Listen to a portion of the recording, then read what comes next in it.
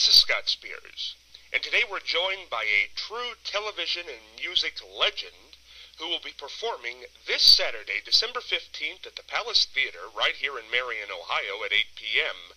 in Micky's Monkee's Christmas, which tickets are still available for by calling the Palace at 740-383-2101, but those tickets are going fast, so you want to call them immediately. Again, that number, 740-383-2101. Yes, I'm talking about the Monkee himself, the legend, the great actor, Micky Dolenz. Micky, how are you? Wow, that's great. What a great introduction. Well, it's all true. The check's in the mail for you. I didn't have to lie, which is a nice thing. Didn't have to make it up. Well, I tell you, Micky, when I know this was a late booking this year, and I hope people in Marion and the surrounding cities are all aware of it. I hope so, yeah. My goodness, it sounds like a great show. Give us a little bit of what we can expect Saturday night. Well, it kind of all says it in the title. I mean, it's my kind of Mickey's Monkee Christmas show, which features, of course, all the great big Monkee hits. So you get a full plate of that. And then all my favorite Christmas songs. And they tend to lean towards rock and roll Christmas songs, you know, maybe the more contemporary ones. But, of course, still do some classics. And so it's great for kids and families and Monkee fans and rock and roll fans. You know, Micky, that is a great combination, because I can't tell you how many times I've went to a Christmas show, which we usually have here at the Palace every year, and a celebrity will come in to do it. But a lot of times they either don't do their classic hits, or we've actually had times where it was a Christmas show and they didn't do any Christmas songs. So it's happened both ways. So that's great that we're going to get to hear the Monkee songs and the great Christmas songs. Yeah, that's kind of how we designed it, and we've had pretty good luck with the show over the years. I got a great band, my sister Coco, who sings with me all the time. A great singer. She sings, you know, a few songs herself, and like I say, and it's the same band, by the way, my band, which we just took out on the Monkee tour. Oh, perfect. So it's same people, and we have a great time. That's great. Now, Micky, do you have a favorite Christmas carol? Oh boy. Well, I guess let's see. For a contemporary one, I would say it might be "Please Come Home for Christmas." The Eagles covered that years ago. And then for, let's say, a classic song would have to be "White Christmas," Bing Crosby. Can't go wrong with that one. Yeah. Absolutely not. Micky, do you have a favorite, and I know this is probably like picking a child, do you have a favorite Monkees hit that you love to perform more than the other ones? Not one. I have a few that over the years tended to, that tend to work better on stage than others. I mean, there were so many, as you know, so many incredible writers writing for us, like Boyce and Hart and Carole King and Jerry Goffin and Harry Nilsson and Neil Diamond and Neil Sedaka and, Paul Williams. Just an amazing stable of songwriters. And so the problem's always been, what songs do we not do, when we do a show and when I do a show. So when I do a show, I sing the big hits. I got to say, Pleasant Valley Sunday is always at the top of my list. I always look forward to that one because it's such a great rock, a great rock song. But there's others, there's all Going Down, and I'm a believer, Last Train to Clarksville. When you have such great material, it's kind of hard to mess it up. Yeah, absolutely. I keep trying.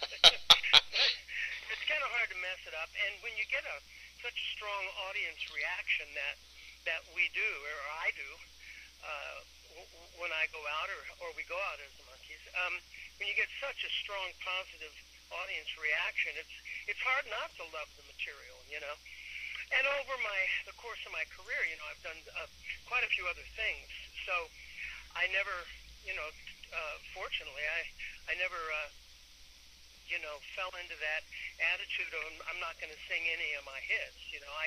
I have no problem with that at all. I love it. Micky, that's kind of interesting because I have interviewed a few actors, and I always tend to ask them this when they're known for a signature role or show. And obviously the Monkees would be yours, but you are so accomplished in your acting roles and other songs you've done and things of that nature, touring shows. Does it ever bother you that no matter what you do, first and foremost, you're always going to be remembered for the Monkees? Well, no, it doesn't. But having said that, I have had periods of my life where I've done things where they've not actually mentioned the Monkees. To give you an example, I moved to England in about 1975-76. I got married over there, and I was working, and I stayed there about 12, 15 years, and all I did was work as a director, writer, producer of television shows and films and commercials and stuff like that. So after the first couple of years, 2 or 3 years of establishing myself, after a while, people started referring to me in the press if I had a new show that I had on the air. They started referring to me as Michael. Actually, was known as Michael over there. Michael Dolenz, the television producer, announces the launch of a new show.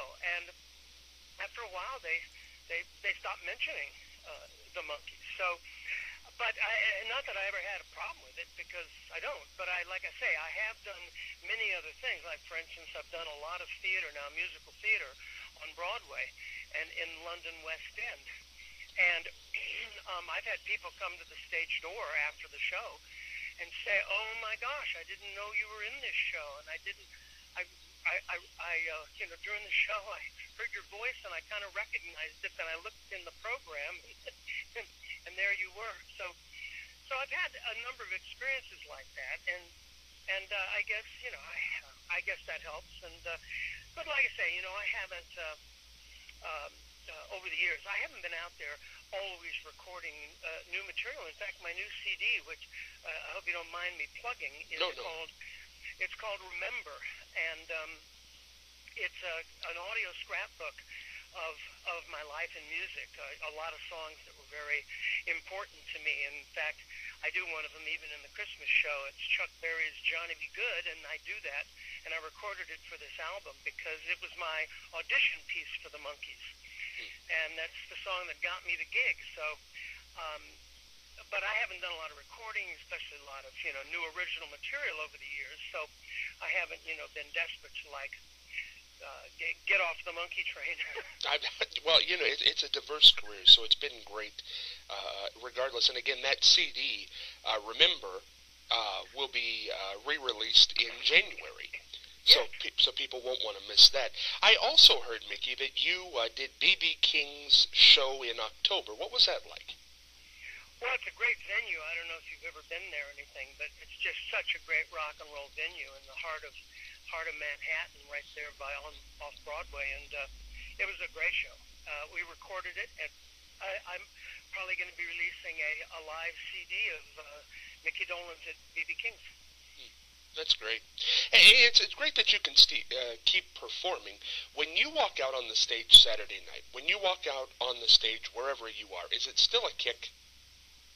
Oh yeah, absolutely. Like I say, I mean, the fact that there's always lots of people there, and they're very excited, and they're glad to be there, and they know the material, and they sing along with it, and they stand up and clap, and that helps a lot. I mean, I suppose if nobody ever showed up and I was, singing the songs, and nobody was there, I might not feel, as the same way. But the fact that it's, these songs just, have resonated with so many people over so many generations that, how could you not love it? I love doing the show. I'm not crazy about all the traveling. I tell people they pay me to travel. I sing for free. There's some truth there, and a lot of people that tour will tell you the same thing.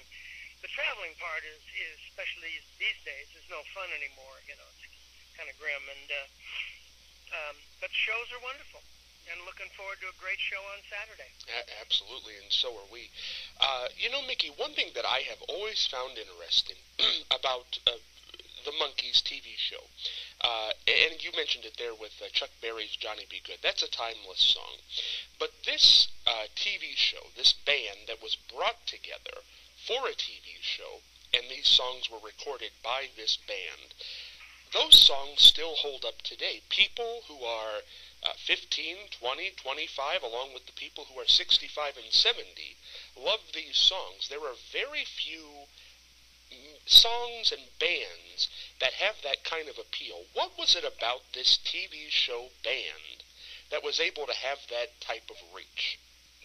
Well, that's a good question, and I I think it's a combination of a lot of things. With any successful act or movie or TV show, you really can't kind of take it apart in any sort of scientific way and reduce it, to its constituent elements, and then, you can explain why it's there and why it was successful. That just doesn't work in our business. You could take any show like you can take any show and or movie or record, and you can try and say, well, it was just the lyrics, or oh, it was just the writer, or it was just the producer, or it was this chorus, it was this actor, and it just doesn't work like that. I mean, if you tried to take apart a show like Star Trek, I mean, what do you say? Well, without William Shatner, it wouldn't have been any good, or without Leonard Nimoy, or without Gene Roddenberry, or without the writer, it just doesn't work like that. But in the case of the Monkees, it's a combination of a lot of things, kind of lightning, just striking. You put together the people, and you hope that it's going to work, and you do your best, and you work hard, and you try hard, and then if you're lucky, it just sort of ignites, sort of a combustive process, and I always describe it as the whole just becomes greater than the sum of its parts, and you don't know why, but you can't pick it apart. It just doesn't work. In the case of the Monkees, there was a heck of a pedigree of people working on that show, the producers, the writers, and like I mentioned before, the songwriters alone. The Carole King does not write many duff tunes. And so you add up all those elements, and like I say, I mean, the show was one of the things that I remember and have talked about over the years. The comedy in the show was not satirical nor topical, and so it stands up like sort of classic Marx Brothers stuff, comedies. The songs were very, again, written real well, performed, produced. And on the television show, it's an interesting side note. We were never famous on the TV show because it was a television show about a struggling band that wanted to be the Beatles. But on the television show, we never actually were famous, ever. We were always trying to be famous. And so I think that was maybe an element that kids around the world responded to, because they were in their little garages and in their living rooms, doing playing and performing and rehearsing and trying to get famous. It was very relatable. And Mickey, before we get out of here on this particular interview, I do want to mention, I'd be remiss if I didn't mention on the radio. Before we this year we lost Davy Jones, of course. Yeah. And the night he passed, actually Peter Tork came on this program, and the one thing I noticed about that was he seemed, and I don't mean to seem in a jaded way, he seemed genuinely upset. This was more than a showbiz relationship, was it not? Oh, yeah, absolutely. I mean, after 40 years, the way I describe it is David, he was like a brother. He was a sibling.